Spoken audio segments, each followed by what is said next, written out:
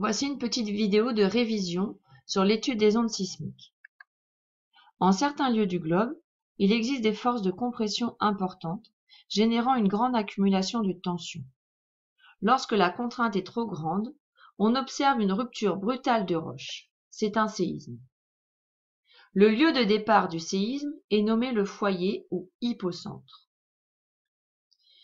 La rupture s'effectue à un endroit le long d'une faille, lieu de moindre résistance. Ça peut être une faille nouvellement formée ou la réactivation d'une ancienne faille. Les roches se détendent et entrent en vibration à l'origine des ondes sismiques. Les ondes sismiques vont se propager dans toutes les directions de l'espace. On représente par des flèches les raies sismiques. Un ray correspond à la direction de propagation de l'onde. Le lieu où les ondes arrivent en premier à la surface du globe est nommé l'épicentre. C'est l'endroit où la secousse est maximale. Plus on s'en éloigne, plus les ondes vont devenir de plus en plus faibles.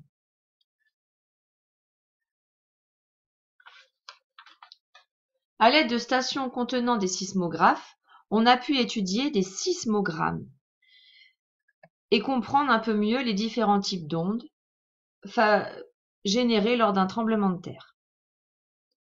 Il en existe deux grandes familles, les ondes de volume qui contiennent les ondes P et les ondes S, et les ondes de surface qui contiennent les ondes L et de Rayleigh. Pour la première S, nous allons nous contenter d'étudier plus particulièrement les ondes P et S. Les ondes P sont des ondes rapides et ce sont donc les premières à arriver au niveau de la station d'enregistrement. Elles fonctionnent comme le mouvement d'un ressort, par compression et dilatation. La déformation est donc parallèle à la propagation de l'onde. Ce sont des ondes longitudinales. Il y a ensuite des ondes qui arrivent en second lieu, les ondes S. Elles sont un peu plus longues et elles arrivent donc en deuxième position. On les appelle les ondes secondes. Elles pourraient être représentées par le mouvement ondulatoire d'une corde à sauter. L'onde est cette fois-ci perpendiculaire à la propagation. On les appelle transversales. Attention, ces ondes ne se propagent pas dans les milieux liquides. Si l'on étudie le passage d'un milieu à un autre, les ondes vont se comporter comme les ondes lumineuses. Les lois qui régissent la propagation de ces ondes sismiques sont donc similaires aux lois qui régissent la propagation des ondes lumineuses.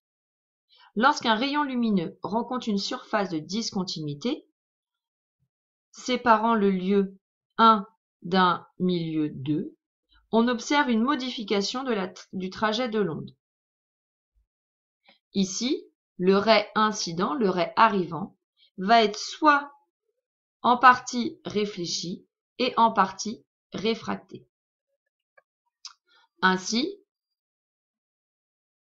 par les lois de Descartes, on peut estimer, si l'on connaît l'indice du milieu, c'est-à-dire les caractéristiques de l'environnement, notamment la pression et la température, le trajet précis que va prendre l'onde.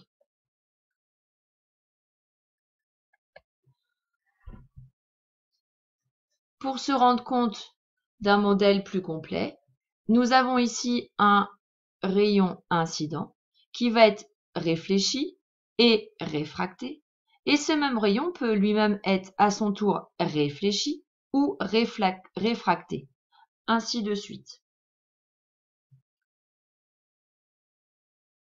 Au final, le ray initial incident n'aura donc pas une trajectoire linéaire. Dans le prochain TP, nous verrons comment la sismologie, c'est-à-dire l'étude de la propagation des ondes sismiques, semble au premier abord incompatible avec la théorie de la dérive des continents.